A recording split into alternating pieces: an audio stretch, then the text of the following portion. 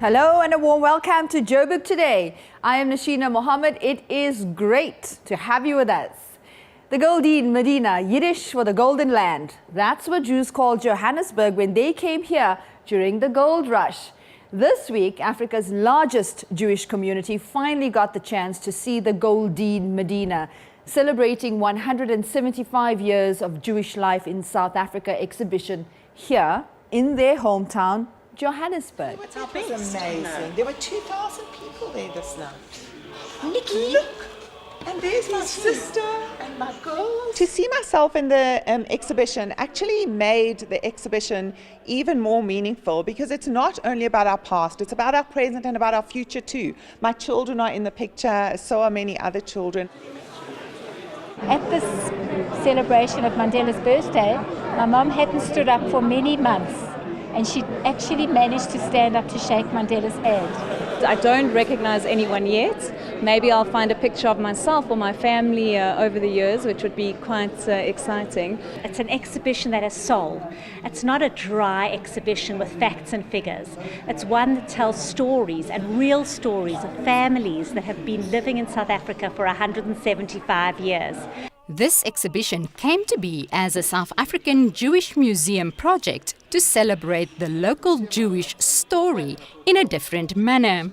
It's rather the social history. It's a story of families and people and their experiences as South Africans, as Jews, and it tells the full gamut of 175 years from our forefathers arriving here on the Union Castle lines to contemporary Jewish South Africa. We didn't want to acknowledge any people in particular. What we really wanted was for people to find their own story in similar stories.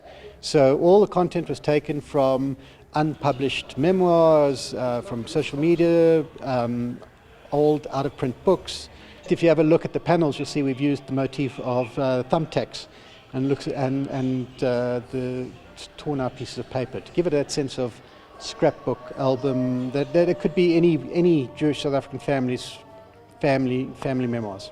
Extremely popular last year in Cape Town, the home of the South African Jewish Museum, a plan had to be made to bring it to the north. And it's so important that the area where the majority of South African Jews live, and that's in Gauteng, in fact 3/4 of South African Jewry live in Gauteng, we needed to celebrate here as well. And we needed our community in Johannesburg and Pretoria also to have the opportunity to view this wonderful exhibition. For me, one of the amazing things to me about Johannesburg, and particularly Johannesburg Jewry, is that Joburg, along with San Francisco, is one of the only cities in the world where there was a Jewish community at the founding of the city. And fittingly, the mayor opened the exhibition.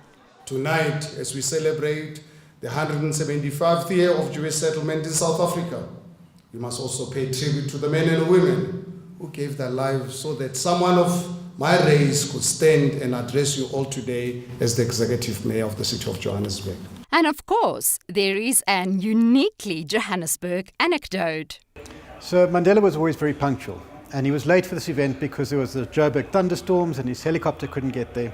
So when he eventually took the podium, he apologized to everybody and he said, if you have any problems with why the heavens delayed me, ask my rabbi, referring to Cyril Harris. To which Bishop Peter Story, who happened to be there as well because it was an intercultural or interreligious event, turned to the rabbi and said, I'm glad he's blaming you and not me. It's these type of little small anecdotes which makes this exhibition so entertaining and enjoyable. I would like every visitor to go back to their own background. Where did they come from? Where did their grandparents come from? What stories, family stories they have? Because this exhibition, of course, doesn't give names, it just gives stories. All of us have stories. And I hope that every child, every adult that is coming here will start digging into their own stories and build their own stories and their own exhibition in a way after this visit. Joburgers have the next 8 weeks to go for a walk through South African Jewry's life-size community album in the Johannesburg Holocaust and Genocide Centre. Marize de Klerk, Joburg Today.